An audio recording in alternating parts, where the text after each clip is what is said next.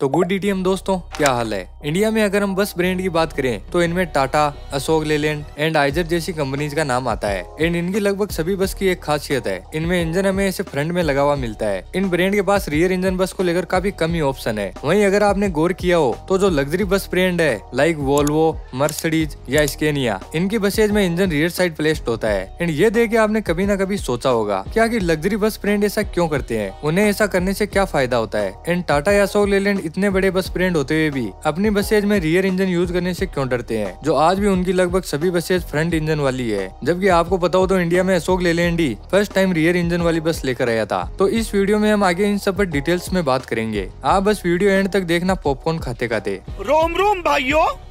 तो देखो 1895 में मर्सिडीज बेंज ने फर्स्ट टाइम रियर इंजन वाली बस बनाई, जो एक 6 सीटर बस थी। इसके बाद ये कॉन्सेप्ट अदर बस ब्रांड को भी काफी पसंद आया, जिसे वो अपनी बसेज में यूज करने लगे। लेकिन रियर इंजन बसेज में रेवोल्यूशन लेकर आए वोल्वो और स्केनिया। वोल्वो ने 1970 में अपनी B10R को लॉन्च किया, वहीं स्केनिया 1980 में अपनी K11R को लेकर आया। ये दोनों ही रियर इंजन वाली बसेज थी। अपने इंडिया में 1978 में फर्स्ट टाइम अशोक लेलैंड ने रियर इंजन वाली बस बनाई एंड इस बस का नाम था चीता। हाँ, अशोक लेलैंड को आप हल्के में मत लेना।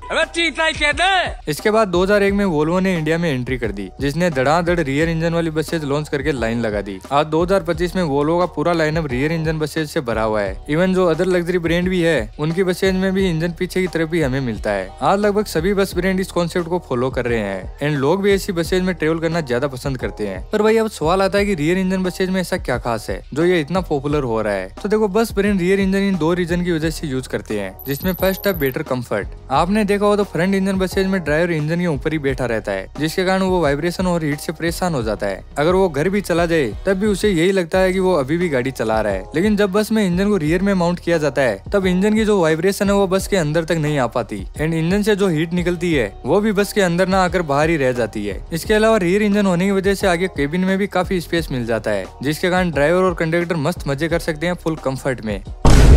सेकंड रीजन है बेटर पावर। देखो, बस चाहे रियर इंजन वाली हो या फ्रंट इंजन वाली, पावर हमेशा रियर व्हील में ही जाती है। फ्रंट इंजन बसेज में पावर को रियर व्हील तक एक शाफ्ट के जरिए भेजा जाता है, जिसकी लंबाई बस पर डिपेंड करती है। इस शाफ्ट की जितनी लेंथ बढ़ती जाती है, रियर व्हील पर पावर उतनी ही कम हमें मिलती है। इसलिए कंपनी इन बस को ज्यादा लंबा नहीं बना सकती, क्योंकि इससे पावर लॉस ज्यादा होगी। लेकिन इस चीज का सोल्यूशन है रियर इंजन बसेज। इस टाइप के बसेज में इंजन रियर व्हील के पास ही होता है, जिसके कारण पावर ना के बराबर लॉस होती है। इन बसेज को कंपनी आगे जितना लंबा चाहे उतना बना सकती है एंड रियर इंजन होने की वजह से पीछे व्हील पर वजन रहता है, जिसके कारण इनकी ग्रिप भी अच्छी रहती है रोड्स पर। बढ़िया पावर और ट्रैक्शन के कारण ये बसेज हिली एरियाज में भी अच्छा परफॉर्म करती है। इसलिए आज ब्रांड और पैसेंजर इन्हीं बसेज को ज्यादा प्रेफर करते हैं। ठीक है, समझिए। लेकिन भाई किसी चीज के अगर फायदे हैं तो उसके नुकसान भी है। रियर इंजन बसेज का maintenance cost front engine buses से ज्यादा आता है, क्योंकि इनमें ऑटोमेटिक ट्रांसमिशन हमें मिलता है, जिसे मेंटेन करना एक मैनुअल ट्रांसमिशन से एक्सपेंसिव होता है। एंड इन बसेज में ब्रेक और सस्पेंशन भी इलेक्ट्रॉनिकली कंट्रोल होते हैं, जिन्हें भी रिपेयर करना एक्सपेंसिव प्रोसेस है। इसके अलावा इंडिया में रोड्स की कंडीशन भी उतनी अच्छी नहीं है, जो इन बसेज को टाइम से पहले ही सर्विस सेंटर भेज देती है। आप बस टेक्स्ट दो।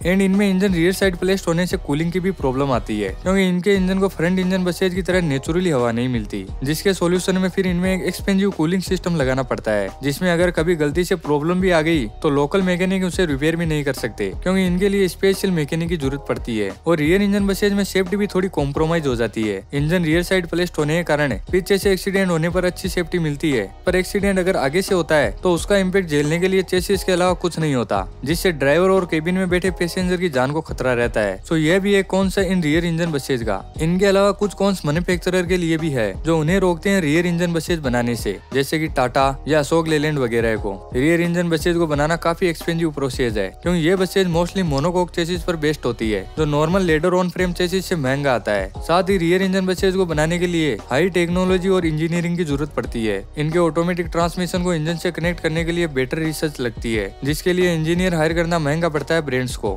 बात तो सही है। इसके अलावा टाटा और अशोक लेलैंड की रियर इंजन बसेज को लेकर हिस्ट्री भी अच्छी नहीं रही है, क्योंकि इन बसेज में रिलायबिलिटी को लेकर काफी इशू आए हैं। 2010 में जब डीटीसी ने टाटा की रियर इंजन बसेज को यूज किया, तब इन बसेज में ओवर हीटिंग प्रॉब्लम के साथ इलेक्ट्रॉनिक्स फेलर जैसे इशू फेस करने पड़े थे। और ऐसे ही 2010 में अशोक लेलैंड के साथ हुआ, जब KSRTC ने उनकी low floor rear engine buses use की। इसलिए अभी KSRTC ने तो इनकी बस यूज करना ही बंद कर दिया। इसके अलावा हाई कंपटीशन भी एक वजह है, जिसके कारण टाटा और Ashok Leyland rear engine buses नहीं बनाते। Mostly operator rear rear engine buses खरीदते समय वोल्वो के पास ही जाते हैं, क्योंकि वो इस फील्ड पर सालों से काम कर रहा है और वोल्वो की बसेज इस कॉन्सेप्ट में बेटर भी है, जिसके कारण ऑपरेटर वोल्वो की बस ही लेता है। इन सब के कारण फिर टाटा और अशोक लेलैंड फ्रंट इंजन बस ही ज्यादा बनाते हैं और रियर इंजन वाली बसेज कम, ताकि जो ऑपरेटर 40-50 लाख में एक सिटी बस चाहता हो उसकी ये नीड पूरी कर सके। बाकी इससे ऊपर तो वोल्वो है ही। खैर यही रीजन थे जिनकी वजह से टाटा और Ashok Leyland rear engine buses बनाने से डरते हैं। अब आपको रियर इंजन बसेज का कॉन्सेप्ट पूरा समझ आ गया होगा, जिसके पॉजिटिव एंड कॉन्स सब हमने देख लिए।